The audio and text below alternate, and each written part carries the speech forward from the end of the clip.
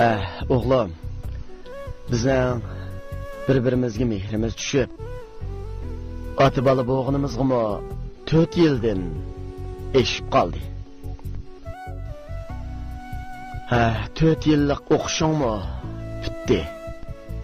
Sening qayerda ishliging bor? Men Uljuga ketayimkin deyapman dada. Nima? Sana bu yer yaramadimi bolam? Undaq emas dada. Meningmi o'ylaganlarim bor. Meni qo'llashingizni umid qilaman. Yo'q, siz ketsangiz bo'lmaydi. Men sizni hargiz ketkizmayman. Sizga shunchalik yaxshi o'qidingiz.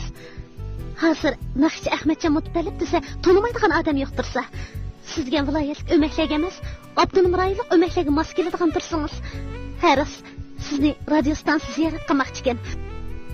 Qo'ljida bunday fursatlar bormi? Ketmang Ahmadjon. Siz hargiz ketmang. Agar siz ketsangiz, Bu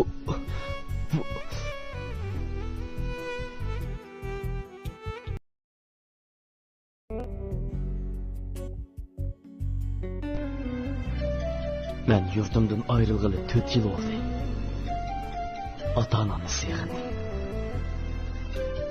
Meni saqlayotgan Lolani sığındım. Men endi bu ahvollarni yoshirmayman. Endi bu sirlarni oshkorlaydigan vaqt kelgan o'xshaydi. Men yurtimga berib, ota-onam bilan ko'rishiman. Go'zal Lolam bilan to'y qilaman.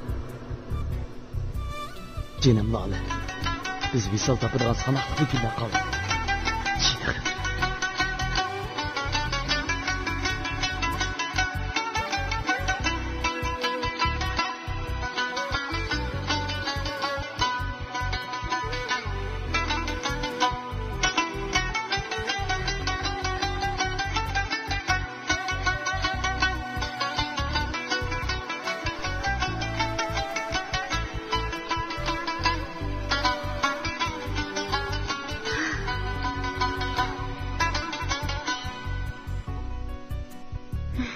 Oy, sabah.